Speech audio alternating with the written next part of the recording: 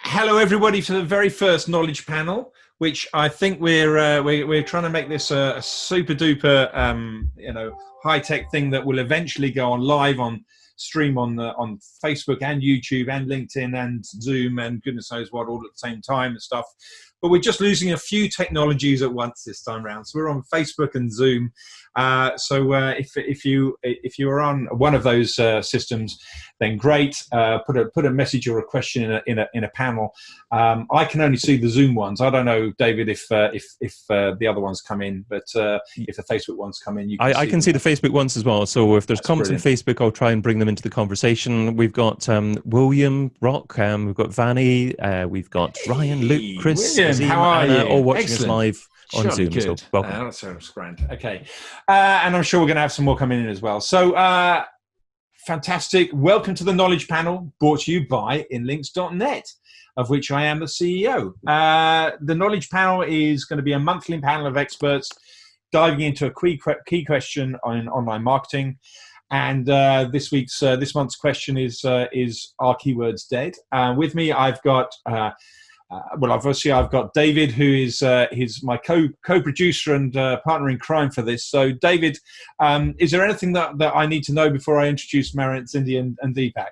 I think everything's going smoothly. I think we've got pretty people much. watching If us anything live goes on wrong with Zoom. the technology, guys, it's all David's fault. If anything goes Dixon. wrong with the with the patter, it's probably me, which is most likely to go wrong. So, I've got some fantastic guests here. Cindy, why don't you start by introducing yourself, and we'll just go through the three of you. Sure. Hi, everybody. My name's Cindy Krum, and I'm the CEO of MobileMoxie, and we specialize in mobile-first indexing things. So, yeah, yay.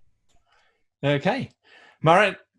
Hello, my name is Maret. Oh God, go for the surname. Go for the surname, and then we can do a pronounce this right on YouTube.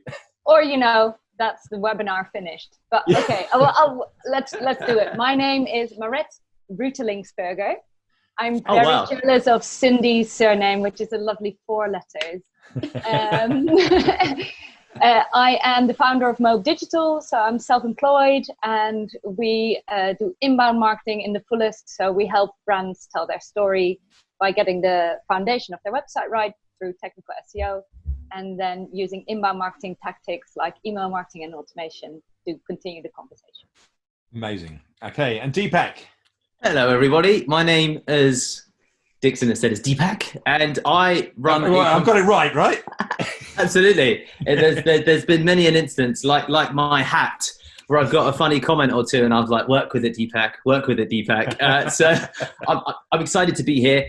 I run a company called Pearl Lemon. I don't have a lemon with me, unfortunately, but that is what we're called, and what we do is plain Jane. We like to try and keep it exciting. Plain Jane search engine optimization for our clients, and just excited to shoot the good stuff with you today.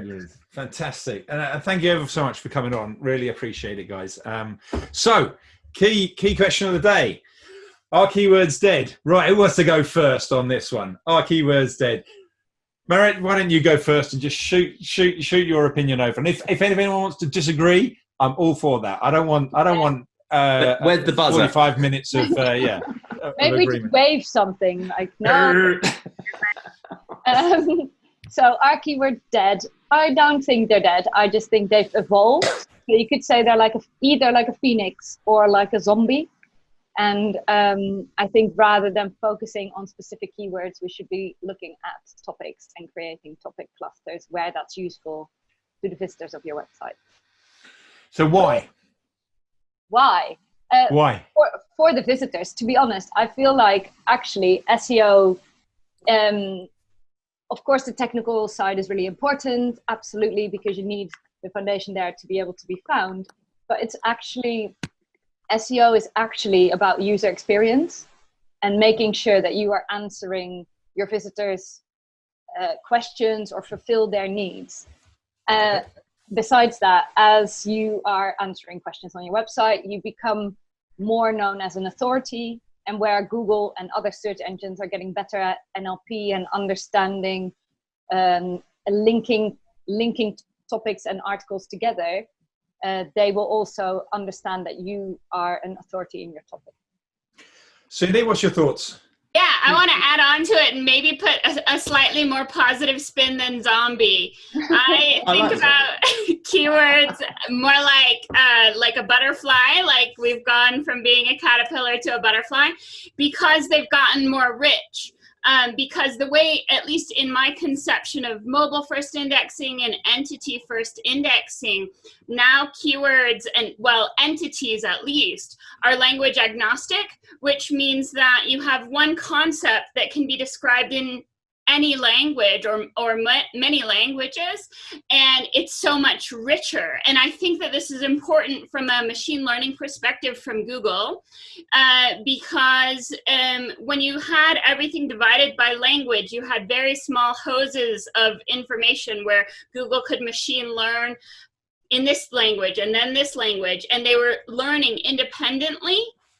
And when you take it up to the higher entity level, they can learn in all the languages at once and cross-apply what they know. Because, for instance, you know, Eskimos write more about ice, so they have more words and in that language.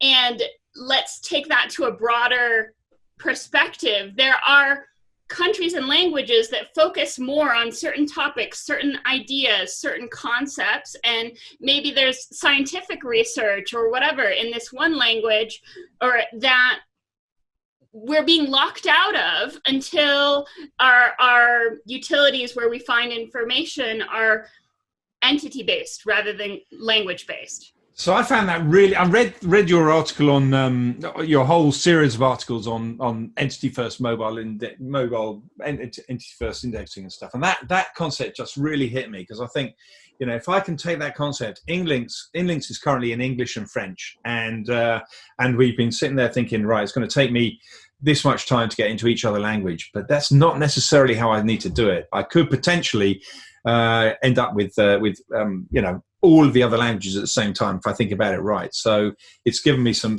good thoughts and stuff. But Deepak, yes. you've you know, the problem is, I bet you can go off on your own whatever you were going to say beforehand, but I bet the problem for you is your clients are sitting there saying, yeah, but I just want to be number one for insert keyword here. I bet that's still happening, right? Oh, absolutely. I'm going to, just for argument's sake, take the other side of the fence and say, yes, I do think, even as an SEO agency owner, keywords are dead.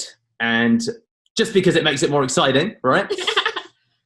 or not, maybe I actually believe it. We'll see. So I think that in the way the question was intended, much like my marathon running of yesteryear, 10 years ago, I was able to just by brute force run without necessarily tracking the effectiveness of my runs, run without following a program or a plan, go out and run a half-decent marathon.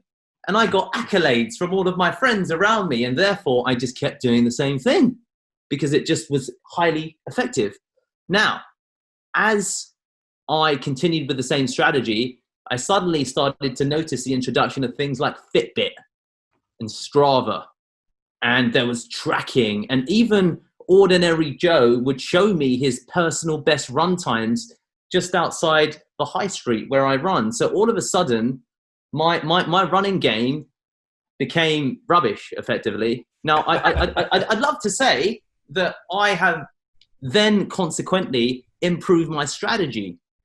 Well, what actually happened was that I just began running marathons in nations such as Brazil. One of my more recent marathons was in Rio, where they've not cottoned on yet to this Fitbit and Strava thing. So really, my well, at least at the marathon that I turned up at, it was definitely different from running London. I'll tell you that much. And there I was met with a little bit more success. So I think the challenge that we have is that keywords in some markets are dead. In other markets, it's actually quite effective. So really, it depends who you're talking to. And I would argue that there's a significant amount of the population, i.e. some of our Arab nation clients, who don't need to bother with nuance and context and entities, because out there, they just throw links up. They don't do anything else. And you know what? I tell you, it works. Yeah.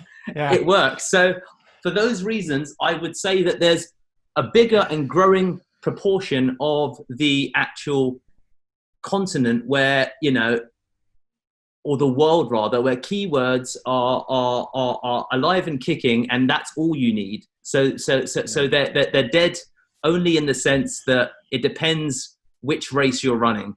And I think that that's a key thing that we need to consider, context. So I think that full circle, which race you're running. I'm so impressed. He's so cool, isn't he? He just thought that up before he started. So I mean, for me, the move to entities is the argument for keywords is dead, or an argument for keywords is dead, is that, as you say, Cindy, I mean, Google has moved towards trying to get this almost encyclopedia of information rather than trying to rely on individual web pages for every little bit of information. It said, right, there are several ways to tie a bow tie. I'll just record them all in one place and then, refer to each individual ones or whatever I'm going to do. So it becomes the entity that Google is really indexing and trying to enrich with information. But on the other side of that, of course, the user arguably does still type in keywords. So it's then getting that stepping stone between somebody trying to describe a query in words and then it coming back as a representation of entities and ideas. But we've got the challenge then, because people have been moved over to sort of asking questions on search engines rather than putting in keywords. And I've got, when I sent out the email for these, Grant Simmons came back and pointed out that he'd written an article on Search Engine Watch back in 2013 with exactly that point. That's 7 years ago, saying keywords are dead. So it's like SEO is dead. This story is coming around and around and around and around. Is there anything, so my question to any of you is there anything different between the argument of keywords is dead now compared to 7 years ago? 7 years ago, we were moving over to needs met, answer the question. But is there anything fundamentally different now, or is it the same thing to the other side of the coin? I'll try. John. Okay. So I think the recent update in May, some people popularly called it the pandemic update.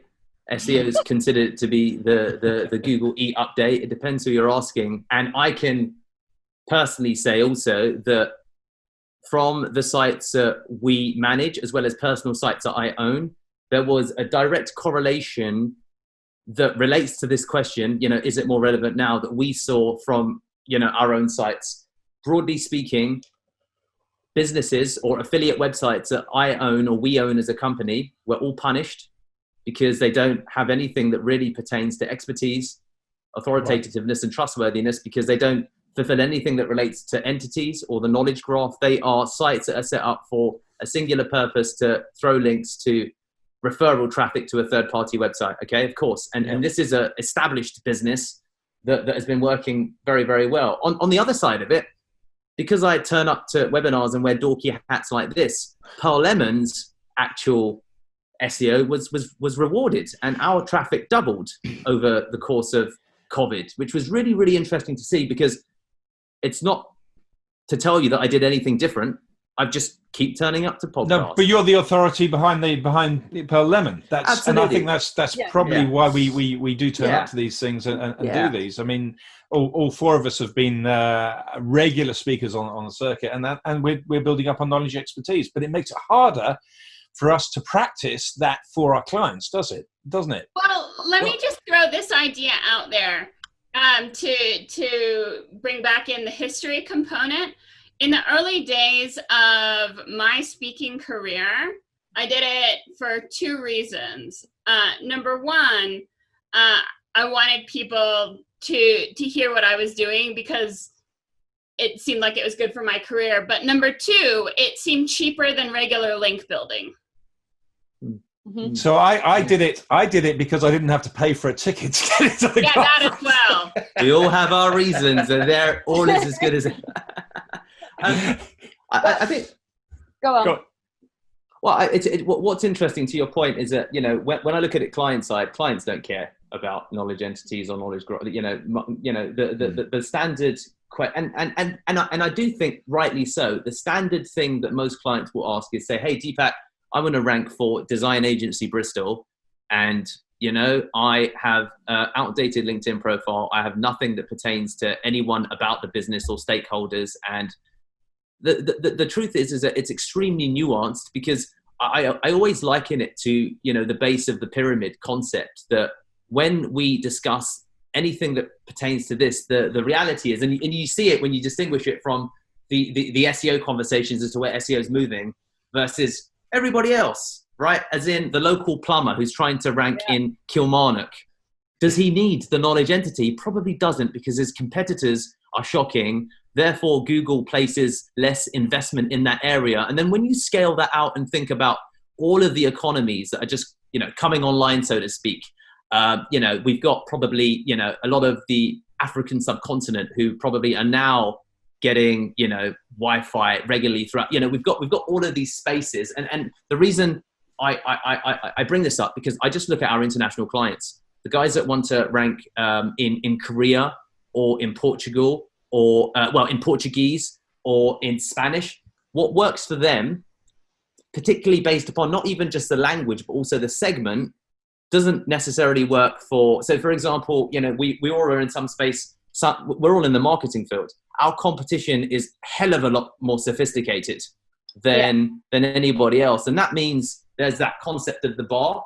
So I think that I always think that what's fantastic is that we get to discuss this, but the reality is that on the client side, for the most part, depending upon who your client is, everything else is probably 10 years behind, because a lot of the more forward-thinking clients, I find, they tend to have their own in-house SEOs anyway. They tend to understand the power of it. Maret, I feel you haven't talked for ages, so sorry. Well, I blame it on Deepak. I was actually going to jump into what Deepak said there, because I get what you're saying, but actually, do you not think that it's also in part education of the client? So I completely get that different markets work in different ways, but for example, when I often talk to other companies, they're like, I just want to rank for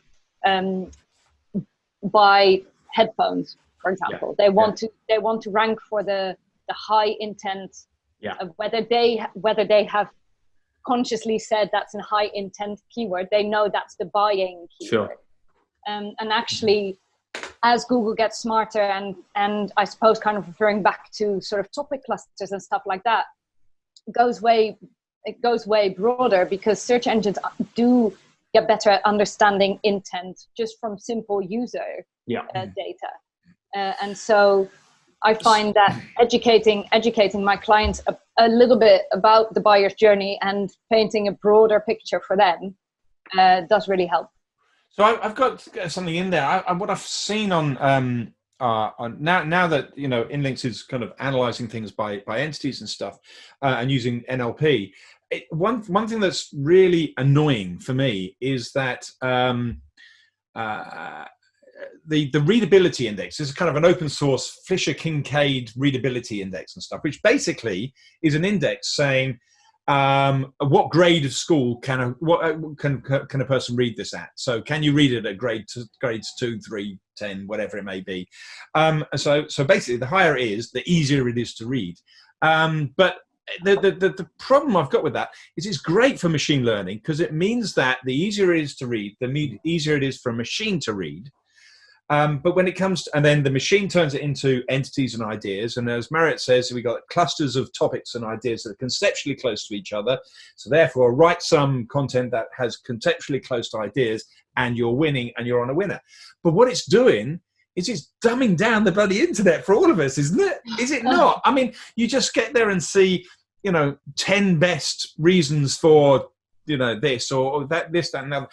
And it's written in, not quite pidgin English, but in trying to drive the theory of we want to be the best content on the web, we're losing that ability to use flowery language that that humans get, that enriches the whole feeling. Is that a danger of where Google's going with entity search?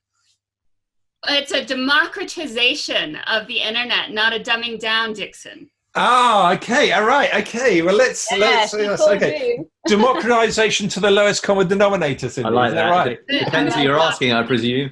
They're both good. Just in they're relation both good to that, D's. Yes, David. Let's jump in and have a couple of questions or thoughts from the audience here. We've got Christine Schaschinger is actually saying, I have to watch, but entities are just nouns, so still a keyword, though I use query term now. Shari Thoreau that said in Facebook as well, keywords will die when people stop writing, texting, and speaking them into search engines. And I see Dixon nodding there as well. I'm sure lots of you got thoughts on that. No, I'm loving it because of the two people that asked the questions, really, that make the points. But I have to say that I think an entity is much more than a noun. I think an entity now can be a process, an entity can be a concept, and not necessarily a noun. Maybe my grammar's wrong, and I just don't know what a noun is. But I think that entities now are getting much broader in concept. Google's very good at understanding brands and places, and anything starting with a capital letter. Rubbish at understanding, it would seem, things like concepts of horse riding and things like that. Sorry.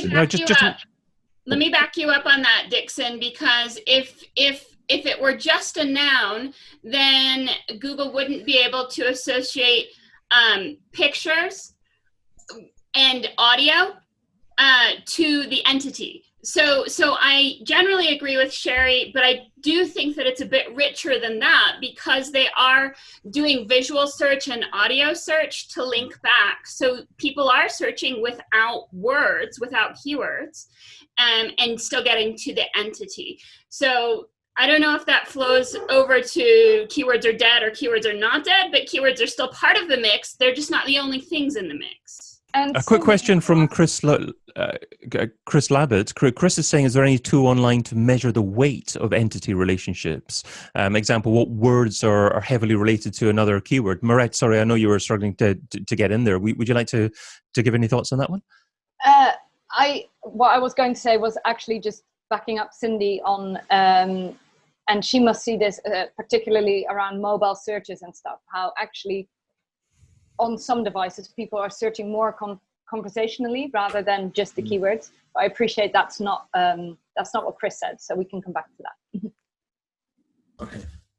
On Chris's question, I'll read it again. I can see it on the screen. Is there any tool out online to measure the weight of entity relationships? For example, what words are heavily related to another keyword? So I'd say that it's what concepts are heavily related to other concepts, and I think there are tools, and obviously Inlinks is one of them, but it's not one of them, but not the only one.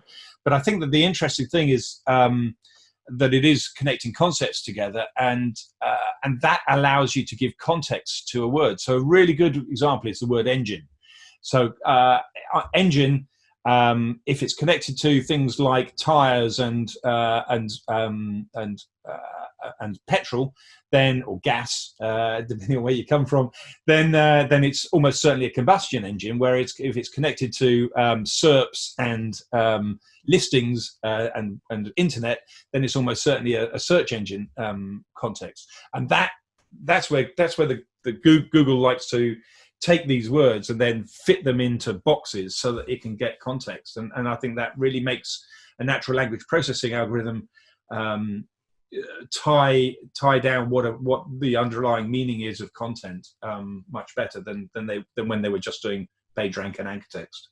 And to come back to Maret, your original mention of both topic clusters and how we service clients, what I've found, depending upon, and it depends, of course, who you're talking to. There's many a commercial director I've met who just goes blank when we talk about some of this stuff.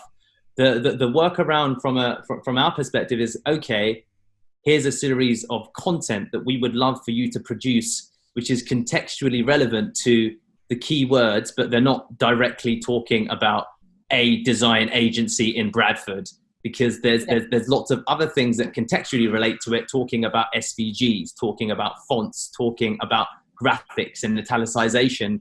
And that is what I found is a good way in terms of communicating it in a language, again, the contextual language that my client understands, that practically this is what I think you should do.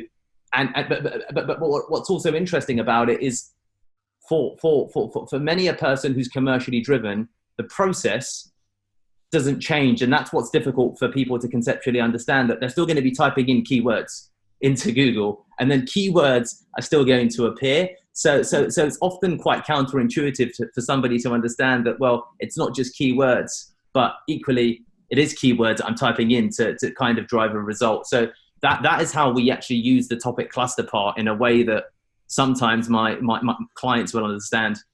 Yeah, and again, then you're building a broader authority, aren't you? Because you're not just saying, we do design, but actually you are literally showcasing your authority. Exactly. Yeah.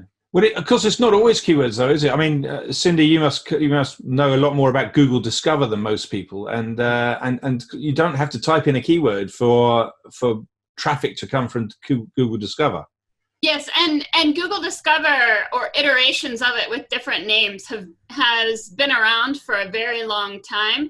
And in one of the iterations, when they announced it, what they were talking about was keyword-free search, predictive search, understanding what results you want before you even type a question or a query in. So it is, to some degree, what they're going for, at least as part of the mix. It's not going to fully replace, I don't think it's ever going to fully replace keyword search. Keyword search has existed long before Google and before the internet. You know, we were looking for keywords in the Dewey Decimal System. So I don't think keyword search is going to go away.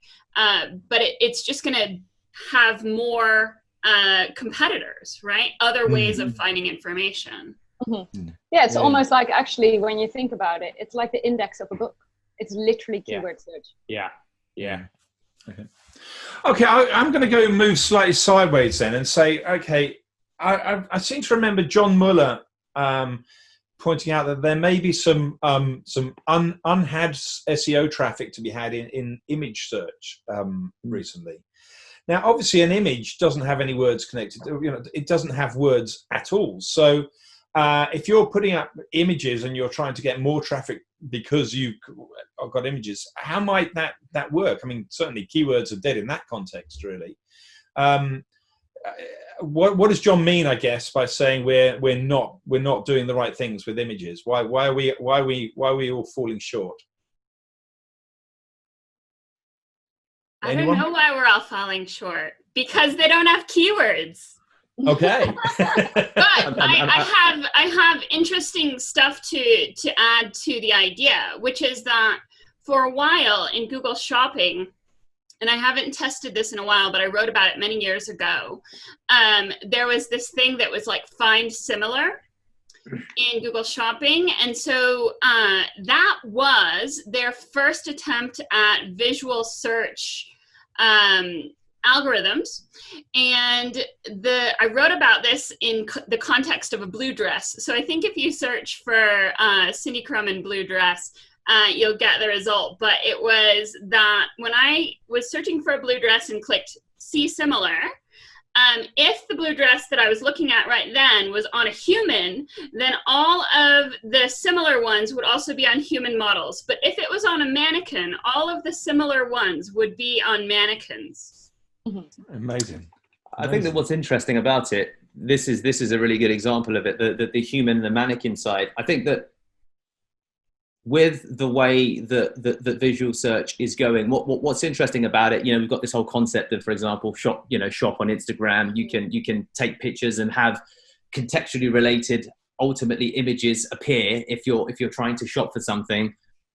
The part that's always difficult for me to even get my head around is what's interesting is that at the back end of it, we talk about AI and algorithms, but fundamentally it's contextually related keywords that Google keeps that then determine, I think, to a degree, what images correlate with related images. So whilst from a actual search perspective, we're using images and it generates perhaps related images, at the back end, it's still keywords, I think, that are driving it based upon data that they're able to excavate based upon you know, the millions of images that do have data, that they do have stored.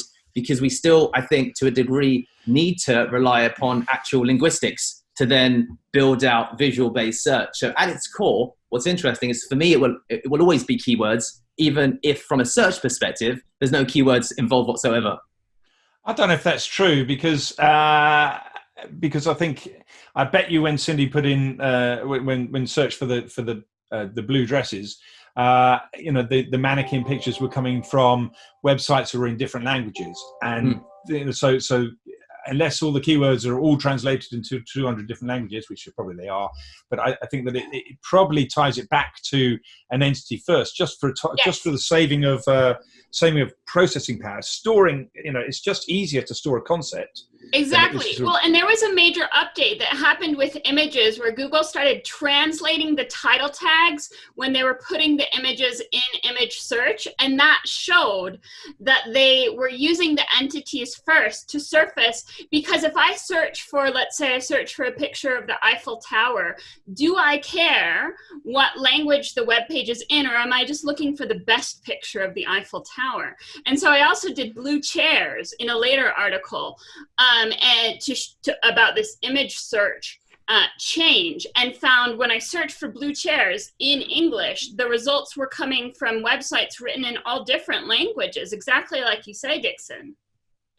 Maret, do you want to add anything in there? Or? Well, actually, I just thought that that's really interesting what you said, because again, there, I guess for search engines, John Mueller, pay attention.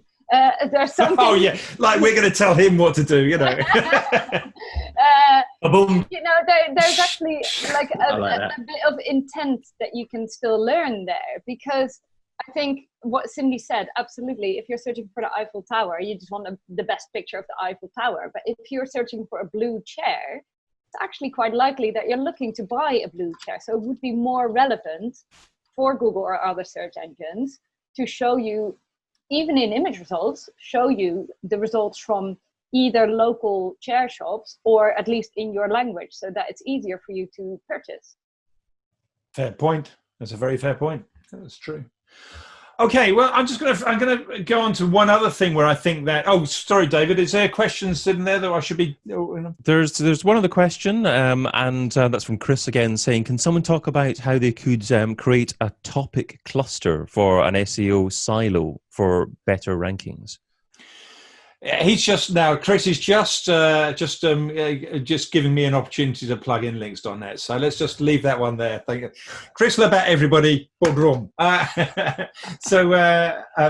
going to answer that one. No, I could, but I think I'll try and move on. Otherwise, it becomes a sales pitch for me. So right, okay. So I want to move away from that a little bit and then say, okay, well, here's another reason why keywords become completely pointless. Do you think it's valid, really, for SEOs to call Twitter and Facebook's algorithms to be part of their SEO realm now? Because if I'm searching, for example, for a restaurant locally, I'm going to do that amongst my friends. I'm going to ask on Facebook or I'm going to ask on Twitter, because I'm going to trust the opinion of the people that are answering me more than an algorithm, really. So does that not mean that the SEO should now not really be concentrating on keywords, but should be concentrating on people? And I'm not saying necessarily the context of the searcher, but the Twitter algorithm or Facebook algorithm, to say how does it get the influencer to respond in the right way to the right question? Or is this in the realm of the social media person and we can't possibly learn it all?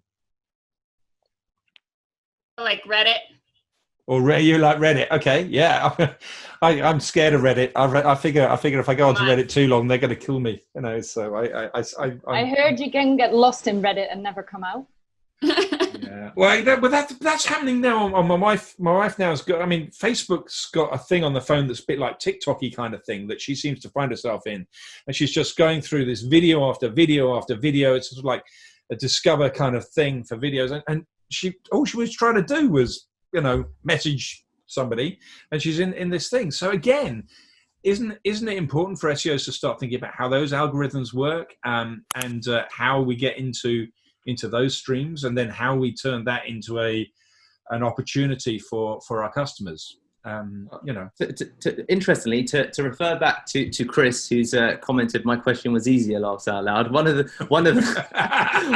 like that. So what for me is interesting, and you made reference to it, Chris, was SEO silos, right? So if we think about a social media platform as a silo, and we just literally take the example that I had with the marathon, there's established social media platforms that, a lot of them were born during the subprime credit crunch crisis in 2008. Instagram came out of there, and a couple of others have come out of there, and there'll probably be more that come out now still in this time.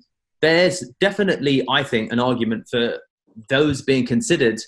It might be a little bit early, but then you think about, for example, spaces. And again, I know this just from our commercial experience. We get companies who specifically want to talk to us about Airbnb SEO ranking. They want to talk to us specifically about Facebook Marketplace ranking. They want to talk to us about Etsy, Walmart, Amazon ranking. And they're not interested in it as being a social conversation.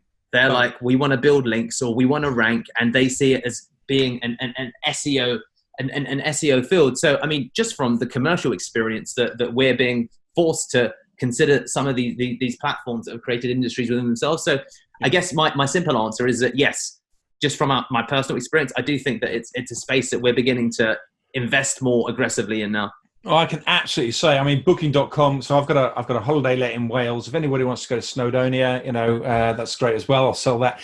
But it was not about, I mean, there's no point in me trying to optimize for, holiday let in Bala, because Booking.com's there. And all of my bookings come through Booking.com. Marie doesn't want to answer the queries from Airbnb. But Booking.com has been the whole thing for this thing, and that's where all the money comes from. So it's a very important skill, and of course you'd ask an SEO to do it, surely, because we know the ins and outs. We know we can pick it up pretty quickly, hopefully. So, and what? Sorry, go ahead. The only thing I was going to say is sort of additionally to that, it's even if it's not technically SEO, they're trust signals, aren't they? It is making sure that if we're talking social profiles in particular, but also Google My Business, for example, it's about having that consistency throughout and not be called, marketing agency on Google My Business and then inbound agency on LinkedIn and just actually generally just email on Twitter, for example. It creates confusion, not just with Google, but also with your users. And it just goes back again to actually SEO is becoming more of a user experience and making sure that you become a trusted authority. Well, and we call it multifaceted SEO or multifaceted marketing, which is to say that if you're only ranking in Google or you only have a presence in one place, that's not what real companies do. Real companies, like Will Reynolds talks about real company shit. Real company shit, pardon my language, is his language. It's Will. His language. Said that on Facebook Live. I don't know how that works. So they would be in YouTube, and they would be in Twitter, and they would be in Facebook, and they would have a knowledge graph, and they would do all of the things that makes them look more legitimate, that affiliates, especially like one dude with many affiliate sites for the same vertical, doesn't have time to do. Dude or lady. I shouldn't pick on dudes. Excellent. Okay, guys, we're nearly at time. David, are there any questions or anything up there that I need to cover before I? I've had a few positive comments, a few likes, but no specific questions at the moment. Yeah, I think it's been a wonderful conversation. A few positive comments and loads of disparaging comments about my COVID haircut, no doubt. But anyway, guys, I really do appreciate you guys coming down and being on the first knowledge panel. I hope it's the first of many. We'll turn it into podcasts eventually as well. Where can people find out more about you before if they want to find out more about you? Maret. So I tend to freely share my thoughts on Twitter. They could be shower thoughts, they could be SEO related. But in Okay. any case, I'm And always what's your handle on Twitter? It's surely not at Maret Reutelingsperger. no, that doesn't fit in a tweet. So it's Maret. It's Maret. That's easier. Cindy? Let's see. You can find out all about MobileMoxie and our mobile SEO tools at MobileMoxie.com, or I'm all over Twitter at Suzix, SUZZICKS. Okay. And Deepak, how do we find out about you? Guys, if you want to see me spouting nonsense, you'll find it most easily available on Facebook. Follow me on Facebook, and that's a great idea. I'm going to do that too quickly. Feel free to. I do a live here and there. Feel free to come on and poke fun at my hat. You'll find me talking about it there. So Facebook is fantastic. You can find me there. Okay. And David is just casting cred. Is great. If you need somebody to help you set up these things, I can't recommend David. Thank you very much for getting me and making sure that I don't fall out the holes. It's been a great panel. Fall through the holes, guys. If people want to like the Facebook page for Inlinks as well, then we'll let you know when the other ones are on. I think we figured out how to live stream on Facebook now, so that's great. YouTube, there is a YouTube channel for Inlinks as well, and there's one on LinkedIn, and eventually I'll get to all of them, but I'm just trying to add one stream at a time. So everyone, thank you ever so much for coming in. I really do appreciate it, and see you next month, or see some of you guests next month, and maybe you guys on here as well. Thanks So much for having us. Bye bye. See you guys. Bye.